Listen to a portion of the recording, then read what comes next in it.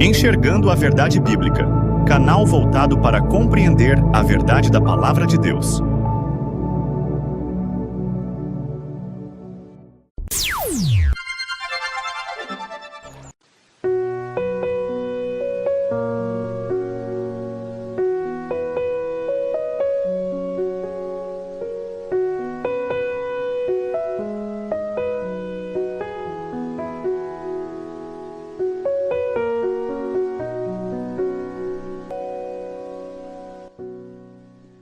Discipulado Igreja de Deus, movimento congregacional. Olá, paz seja contigo. Hoje o tema a ser estudado é Judeus, Gentios e a Igreja, a unidade em Cristo e o novo povo de Deus. Leitura bíblica central, Efésios capítulo 2, versículos 11 a 20. Portanto, lembrai-vos de que, anteriormente, éreis gentios por natureza, chamados incircuncisão, pelos que se chamam circuncisão, feita no corpo por mãos humanas. Estáveis naquela época sem Cristo, separados da comunidade de Israel, estranhos às alianças da promessa, sem esperança e sem Deus no mundo. Todavia, agora, em Cristo Jesus, vós que antes estáveis distantes, fostes aproximados mediante o sangue de Cristo, porquanto Ele é a nossa paz. De ambos os povos fez um só, e derrubando o muro de separação, em seu próprio corpo desfez toda a inimizade, ou seja, anulou a lei dos mandamentos expressa em ordenanças, para em si mesmo criar dos dois um novo ser humano, realizando assim a paz, e reconciliar com Deus os dois em um só corpo, pelo ato na cruz, por intermédio do qual ele destruiu toda a irreconciliabilidade. E vindo ele, proclamou a paz para vós que estáveis longe, e da mesma forma para os que estavam perto. Pois por meio dele, tanto nós como vós, temos pleno acesso ao Pai por um só Espírito. Portanto, não sois mais estrangeiros, nem imigrantes, pelo contrário, sois concidadãos dos santos e membros da família de Deus, edificados sobre o fundamento dos apóstolos e dos profetas, sendo o próprio Cristo Jesus a principal pedra angular desse alicerce. Introdução. Caríssimos ouvintes, paz seja convosco. Hoje, mergulharemos profundamente nas Escrituras para compreender um tema fundamental que molda nossa identidade como corpo de Cristo: a relação entre judeus, gentios e a Igreja. Veremos como Deus, em sua infinita sabedoria e amor, derrubou barreiras milenares para criar um novo povo, unido em Cristo. Nossa meditação central estará em Efésios capítulo 2, versículos 11 a 20. Um texto que nos revela a profundidade da obra redentora de Jesus e a transformação operada em nossas vidas. É essencial que compreendamos essa dinâmica histórica e teológica para valorizarmos a amplitude da salvação em Cristo. Muitos conflitos e equívocos na história da Igreja surgiram da incompreensão da nova identidade que temos em Jesus, que transcende divisões raciais, culturais e sociais, unindo a todos sob a única cabeça, que é Cristo. A mensagem de Efésios 2 é um chamado à unidade e à celebração da inclusão divina, a antiga divisão e a obra pacificadora de Cristo. Para compreendermos a magnitude da obra de Cristo, precisamos primeiramente recordar a realidade anterior. Paulo, em Efésios, nos lembra que outrora éramos gentios na carne, chamados de incircuncisão pelos que na carne se chamam circuncisão feita pela mão dos homens. Essa distinção não era meramente física, ela refletia uma profunda separação espiritual e social. Os gentios estavam sem Cristo, separados da comunidade de Israel e estranhos às alianças da promessa, não tendo esperança e sem Deus no mundo. Essa era a condição da vasta maioria da humanidade antes da vinda de Jesus. A incircuncisão e a circuncisão não eram apenas termos para identificar etnias, mas marcavam o povo da aliança de Deus, Israel, os circuncidados, e os demais povos, gentios, os incircuncisos, que estavam fora dessa aliança e das promessas divinas. Essa distinção gerava um abismo cultural, religioso e social, criando um sentimento de superioridade por parte dos judeus e de exclusão por parte dos gentios. A barreira não era apenas cerimonial, mas também social, onde os gentios eram vistos como impuros e sem acesso aos privilégios divinos concedidos a Israel. Mas a glória do Evangelho se manifesta na expressão: mas agora em Cristo Jesus, vós, que antes estáveis longe, já pelo sangue de Cristo chegastes perto. A vinda de Jesus e o derramamento do seu sangue na cruz mudaram radicalmente essa realidade. Porque ele é a nossa paz, o qual de ambos os povos fez um. Ele derrubou a parede de separação que estava no meio. A parede de separação pode ser entendida de diversas formas. A barreira cerimonial do templo que separava o pátio dos gentios do pátio de Israel. Havia até inscrições que proibiam os gentios de avançar sob pena de morte. As leis e ordenanças que diferenciavam judeus de gentios, e a inimizade intrínseca entre esses povos, muitas vezes alimentada por séculos de separação cultural e religiosa. Cristo, com sua morte e ressurreição, não apenas aboliu o ritualismo, mas também a inimizade que ele gerava. Ele não construiu uma nova parede, mas removeu a existente, abrindo caminho para a reconciliação.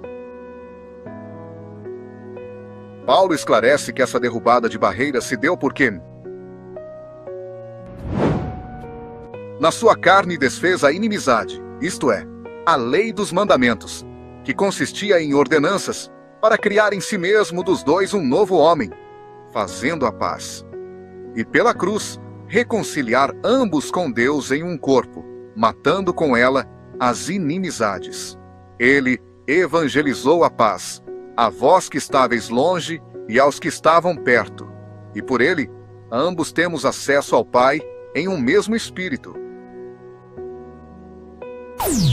Destaque importante. É crucial entender que quando a Bíblia fala que Jesus desfez a lei dos mandamentos, que consistia em ordenanças, ou havendo riscado a cédula que era contra nós nas suas ordenanças, a qual de alguma maneira nos era contrária, e atirou do meio de nós, cravando-a na cruz. Colossenses capítulo 2, versículo 14. Não se refere aos 10 mandamentos da lei moral de Deus.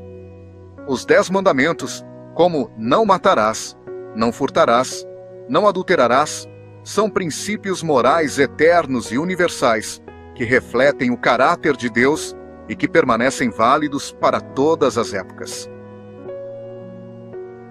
A lei dos mandamentos em ordenanças, a qual Paulo se refere em Efésios capítulo 2 e Colossenses capítulo 2, são as leis cerimoniais, rituais e tipológicas do Antigo Testamento, que serviam como sombras das coisas futuras e apontavam para Cristo. Com a vinda de Cristo e seu sacrifício perfeito na cruz, essas sombras foram cumpridas e, portanto, sua observância literal não é mais necessária para a salvação ou para a pertença ao povo de Deus. Por exemplo, as festas judaicas, como das primícias, Yom Kippur, das trombetas, eram festas que eram sombras das coisas vindouras que apontavam Jesus e foram cravadas na cruz. A morte e a ascensão de Cristo foi o verdadeiro Yom Kippur. As leis cerimoniais eram prefigurativas, ou seja, elas prefiguravam ou apontavam para a obra redentora de Cristo. Uma vez que a realidade, Cristo, chegou, a sombra perde sua função principal. Assim, o sacrifício de animais, as purificações rituais e as festas anuais que tipificavam a obra do Messias foram cumpridas em Jesus.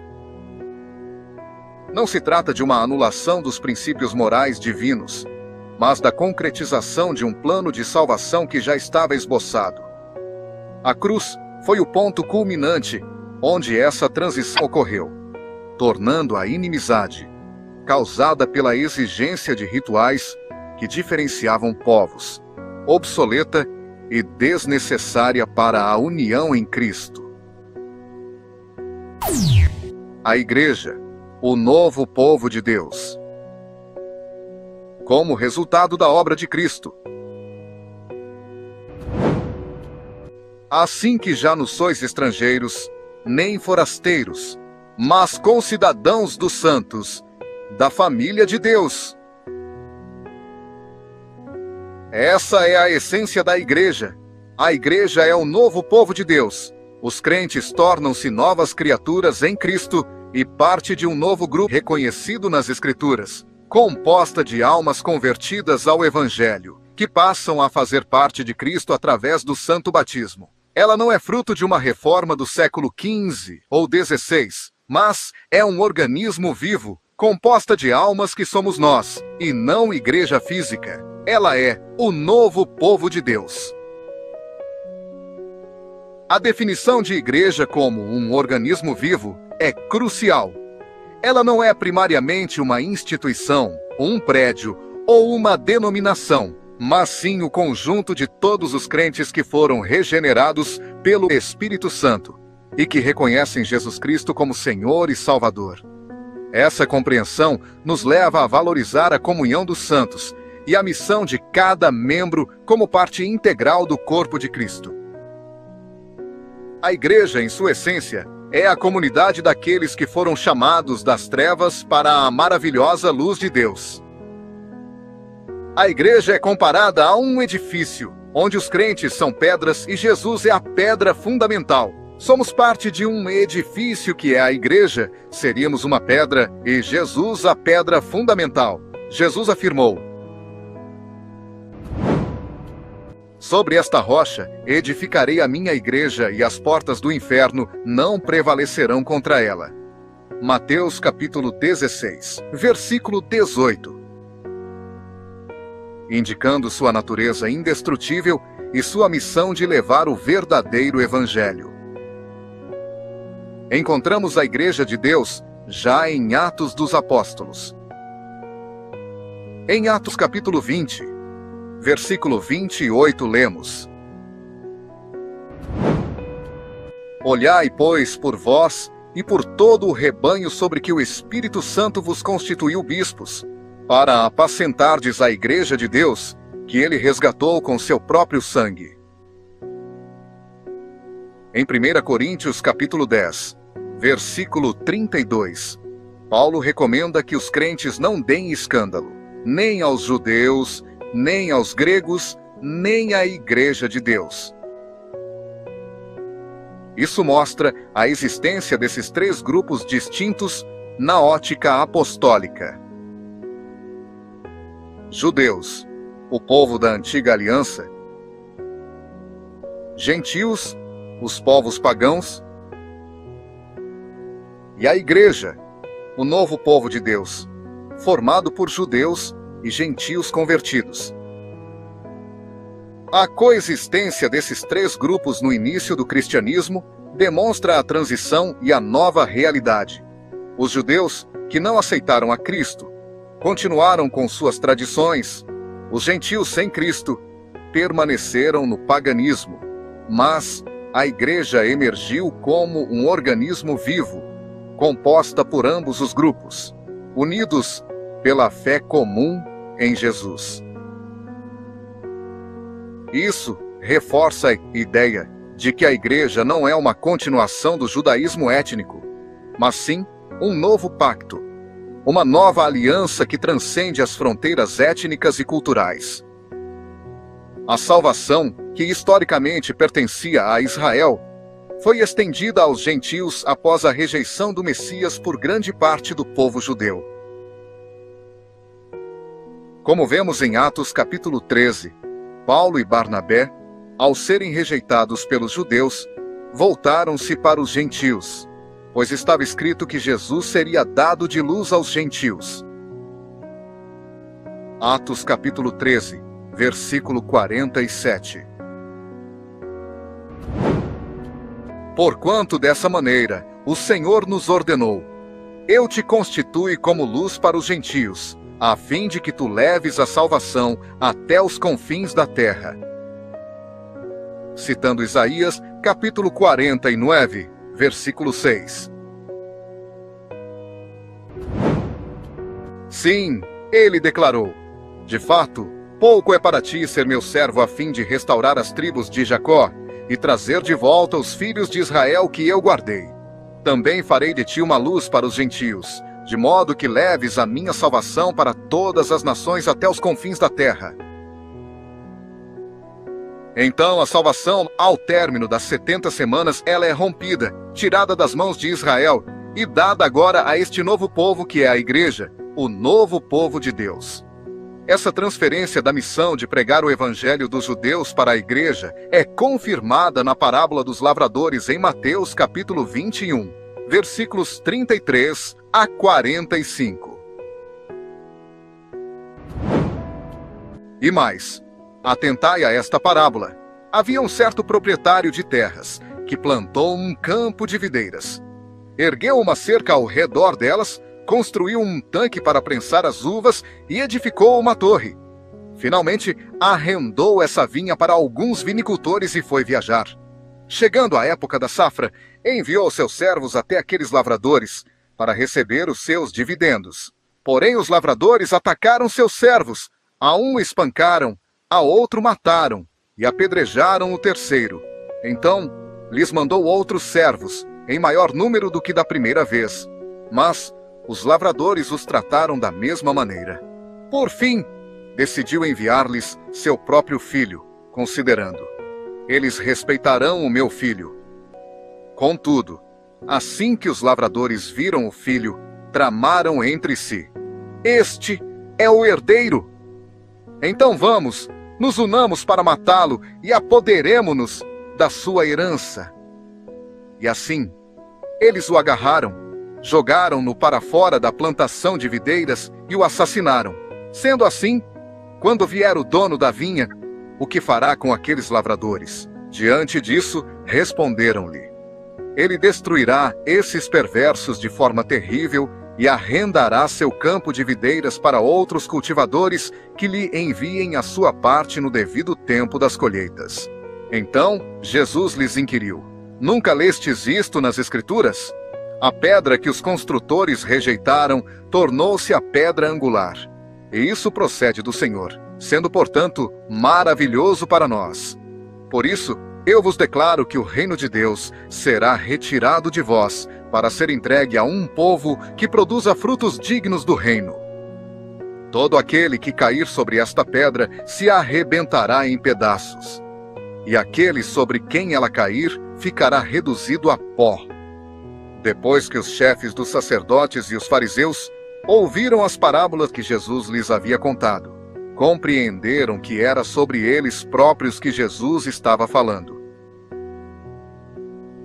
Onde o reino de Deus é tirado dos primeiros lavradores, Israel, e dado a uma nação que dê seus frutos, a Igreja.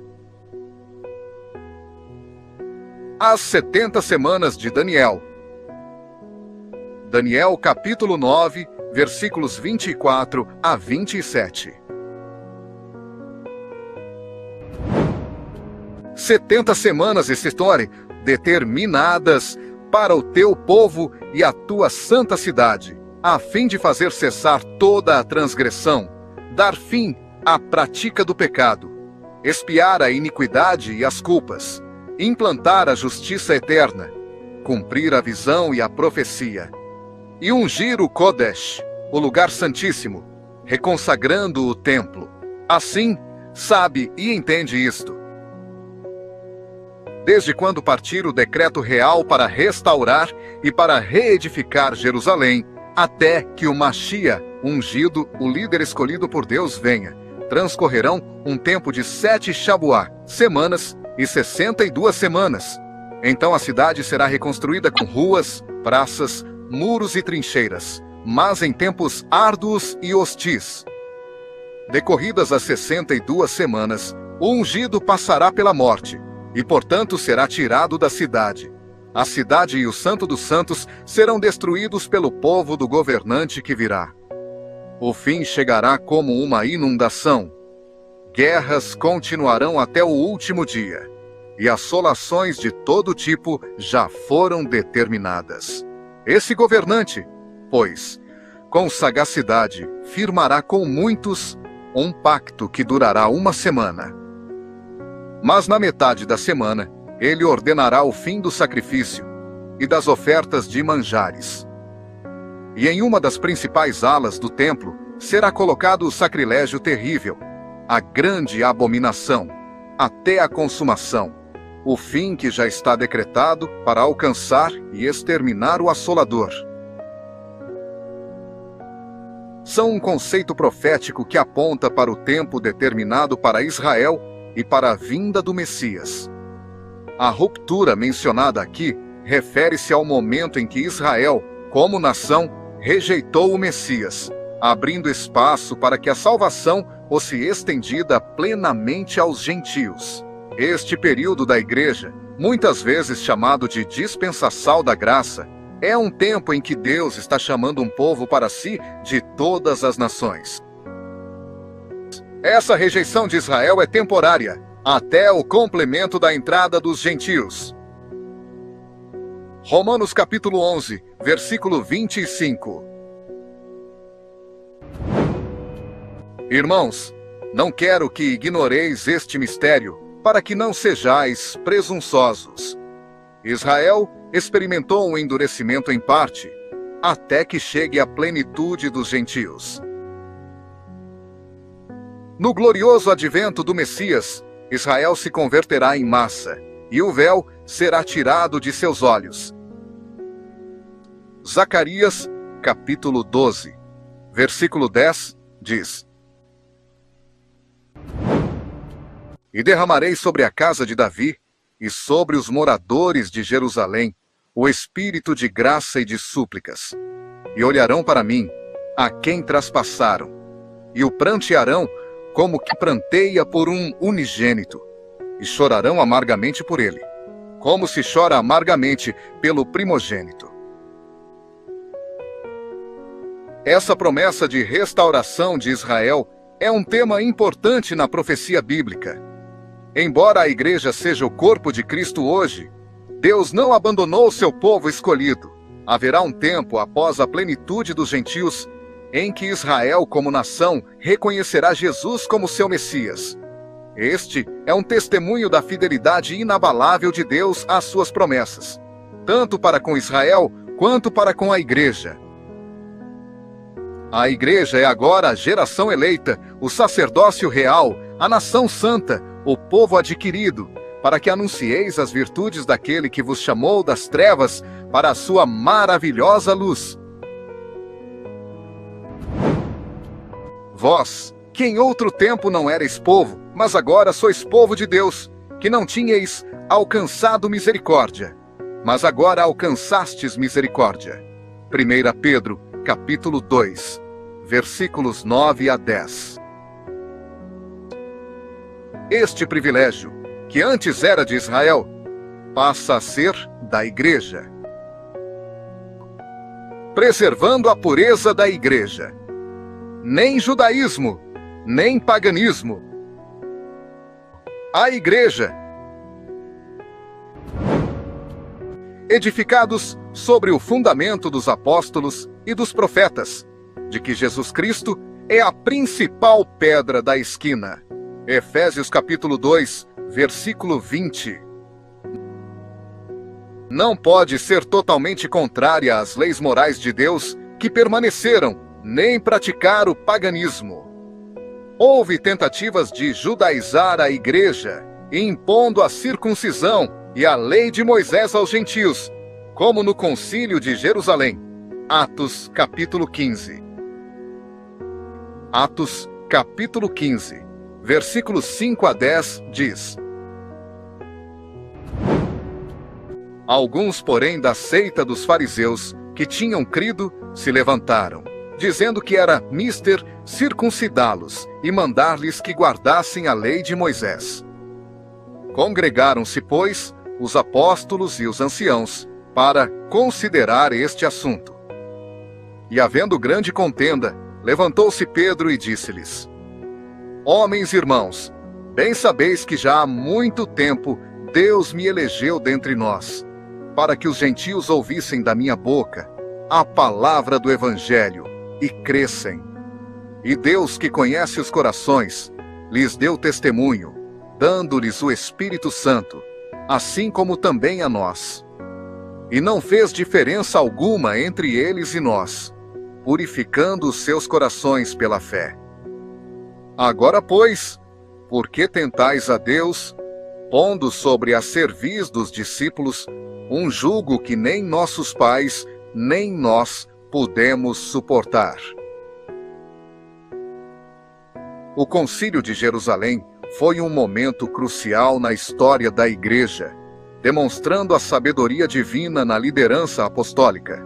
A decisão de não impor a lei cerimonial aos gentios convertidos foi fundamental para a expansão do Evangelho, mostrando que a salvação é pela graça, mediante a fé em Cristo, e não pela obediência a rituais mosaicos. Essa clareza evitou uma cisão profunda na Igreja primitiva e reafirmou a universalidade da mensagem de Cristo. Por outro lado, após a morte dos apóstolos, houve uma repulsa por parte dos gentios, trazendo o paganismo para dentro da Igreja, com a incorporação de práticas como a comemoração do Natal em 25 de dezembro, que não era o nascimento de Cristo, mas a data do nascimento do Sol Invicto, a guarda do domingo. E depois veio a instituição da Trindade no IV século com o Concílio de Nicéia, e outras práticas como adoração a imagens de esculturas, havendo assim uma paganização da Igreja se tornando inimiga do judaísmo. A paganização da Igreja refere-se ao processo gradual de assimilação de elementos culturais e religiosos pagãos que não estavam de acordo com os ensinamentos bíblicos. A escolha do 25 de dezembro para o Natal é um exemplo claro de sincretismo, pois essa data era associada a festividades pagãs do solstício de inverno. A mudança da observância do sábado para o domingo, embora tenha raízes complexas, também foi um processo gradual que se consolidou após a era apostólica, muitas vezes influenciado por fatores políticos e sociais do Império Romano.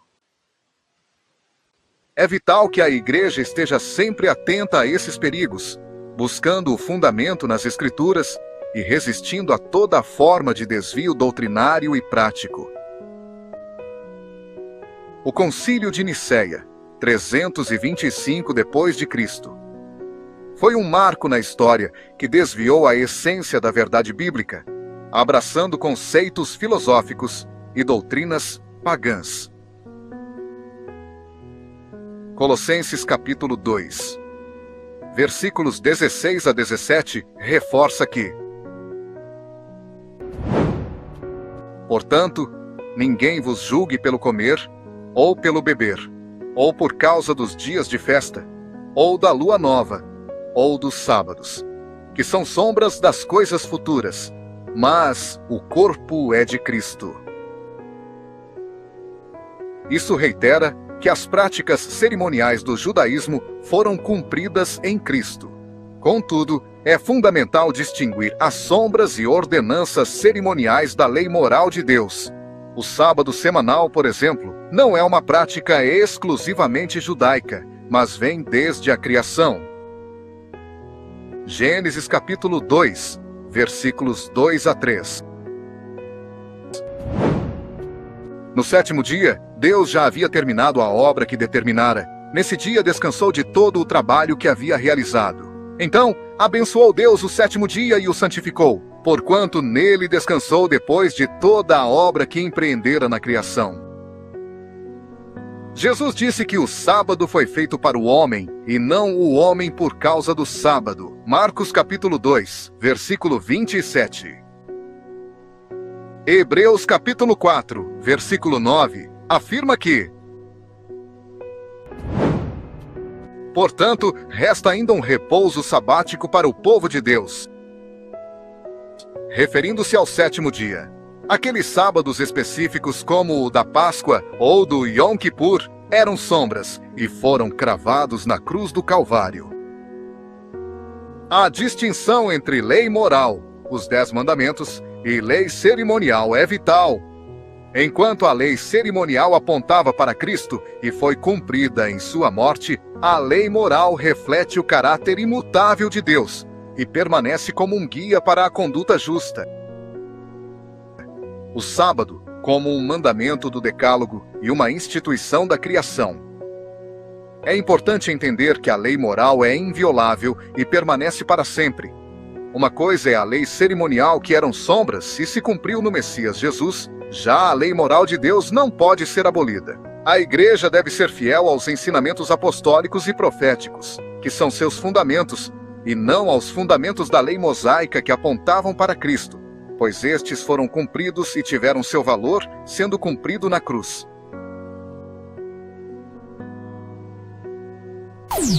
Conclusão. Em suma, a obra redentora de Jesus Cristo derrubou a antiga parede de separação entre judeus e gentios, criando um novo povo, a Igreja de Deus. Este novo povo é formado por aqueles que, pela fé em Jesus, tornam-se novas criaturas. Nele, não há mais distinções de etnia ou status social, pois em Gálatas capítulo 3, versículo 28 lemos: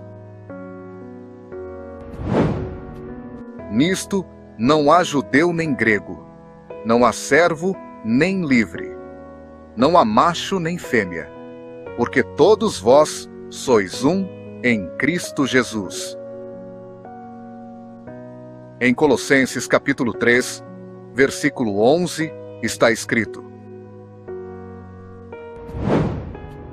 onde não há grego, nem judeu, circuncisão, nem incircuncisão, bárbaro, cita, servo ou livre, mas Cristo é tudo e em todos.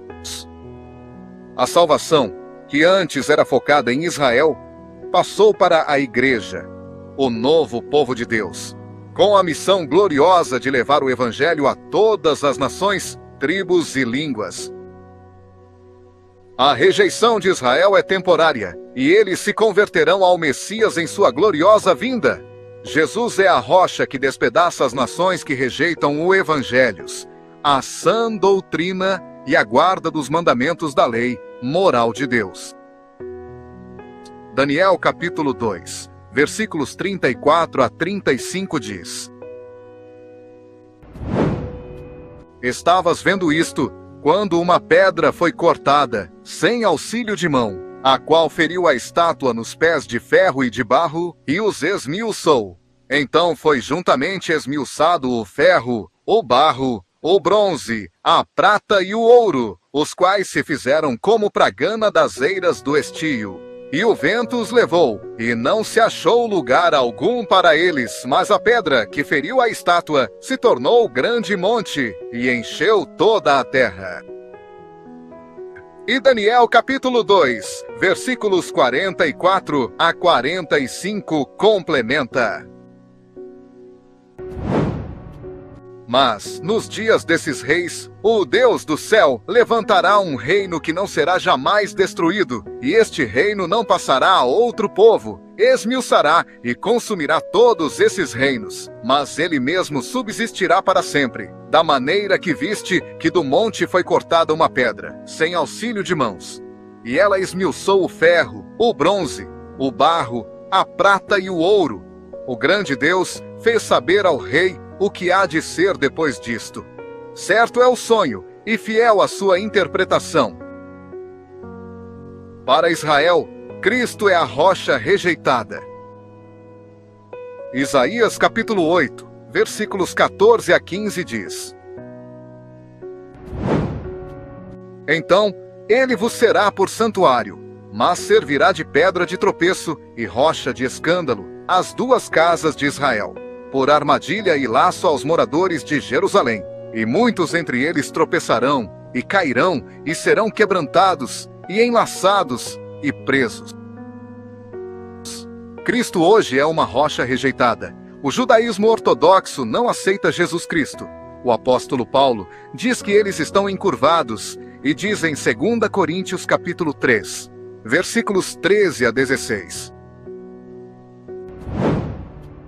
Não somos como Moisés, que se cobria com um véu sobre a face, para que os filhos de Israel não observassem que o resplendor em seu rosto estava se dissipando. E por isso a mente dos israelenses se fechou, pois até hoje o mesmo véu permanece quando é lida a antiga aliança. Não foi retirado, porquanto é somente em Cristo que ele pode ser removido.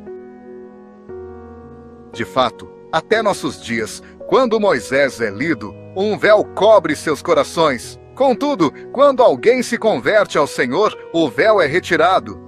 Que existe um véu, e esse véu não foi tirado, e só será tirado quando eles aceitarem Jesus.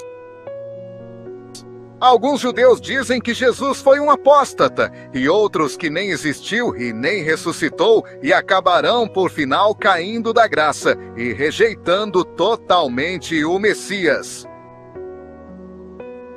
Mas para a igreja, Cristo é a pedra fundamental da esquina. Efésios capítulo 2, versículo 20 a 21. Edificados sobre o fundamento dos apóstolos e dos profetas, de que Jesus Cristo é a principal pedra da esquina, do qual todo o edifício, bem ajustado, cresce para templo santo no Senhor.